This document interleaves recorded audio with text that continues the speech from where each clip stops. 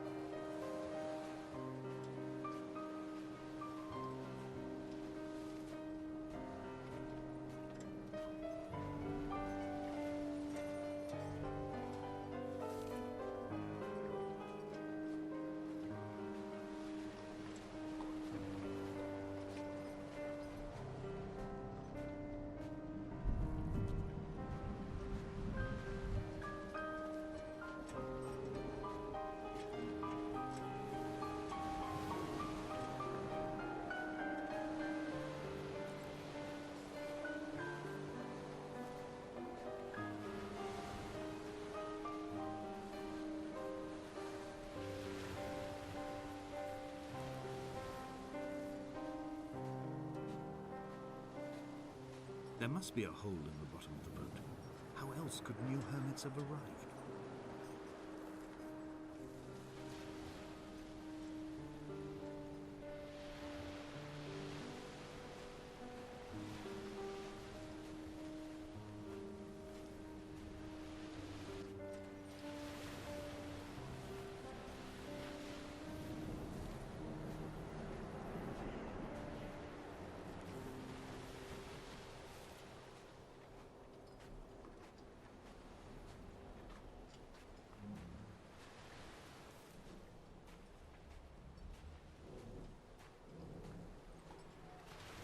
I had kidney stones and you visited me in the hospital.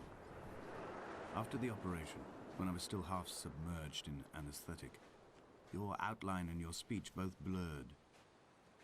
Now my stones have grown into an island and made their escape, and you have been rendered opaque by the car of a drunk.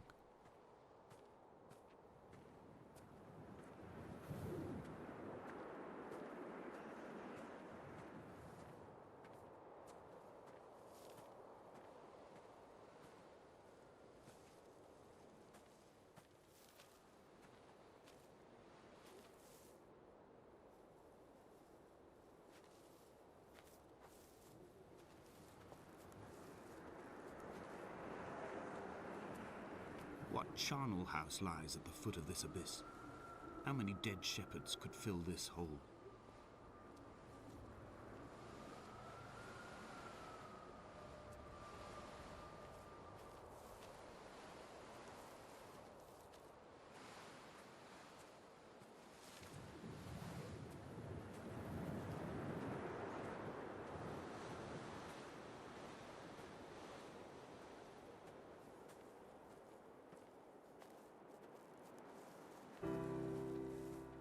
Begun to climb, away from the sea and towards the center.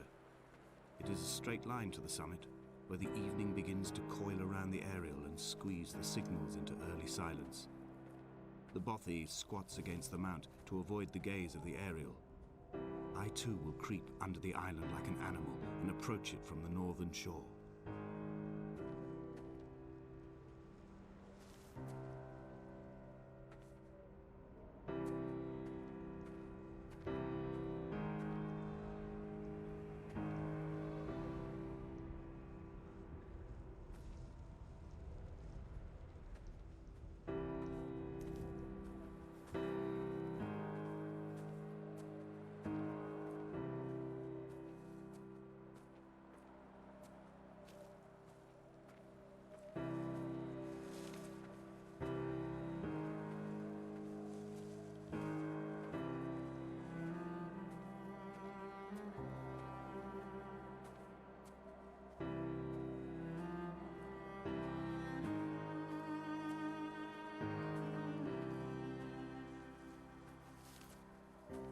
The bothy was constructed originally in the early 1700s.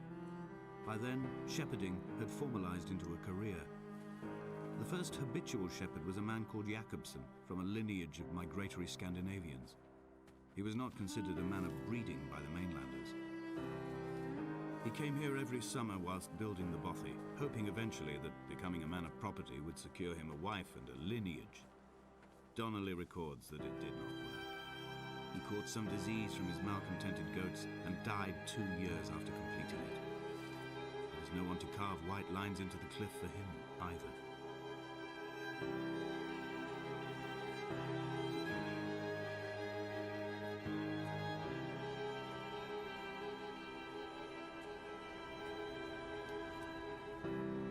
Inventory.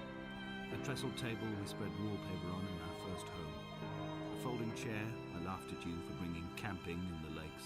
I was uncomfortable later and you laughed then. This diary, the bed with the broken springs. Once asleep you have to remember not to dream. A change of clothes, Donnelly's book, stolen from Edinburgh Library on the way here. I will burn them all on the last morning and make an aerial of my own.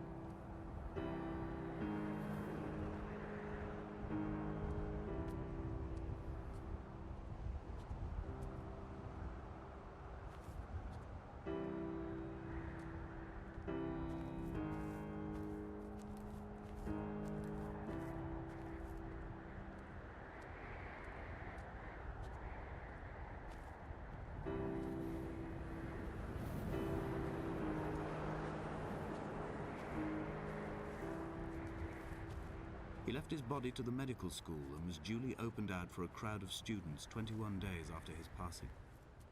The report is included in my edition of his book. The syphilis had torn through his guts like a drunk driver, scrambling his organs like eggs on a plate. But enough definition remained for a cursory examination, and, as I suspected, they found clear evidence of kidney stones. He's likely to have spent the last years of his life in considerable pain. Perhaps this is the root of his laudanum habit. Although its use makes him an unreliable witness, I find myself increasingly drawn into his orbit.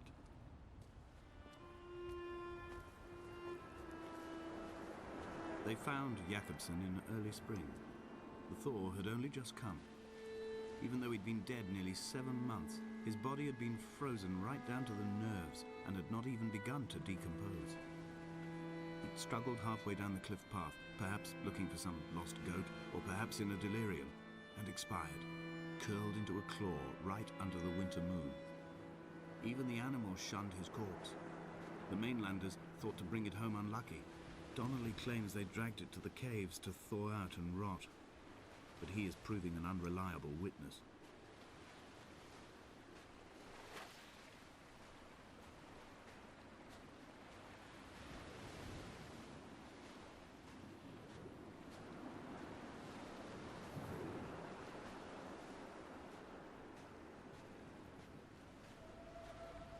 Climbing down to the caves, I slipped and fell and have injured my leg. I think the femur is broken. It is clearly infected. The skin has turned a bright, tight pink, and the pain is crashing in on waves, wintered tides against my shoreline, drowning out the ache of my stones. I struggled back to the bothy to rest, but it has become clear that there is only one way this is likely to end. The medical supplies I looted from the trawler have suddenly found their purpose. They will keep me lucid for my final ascent.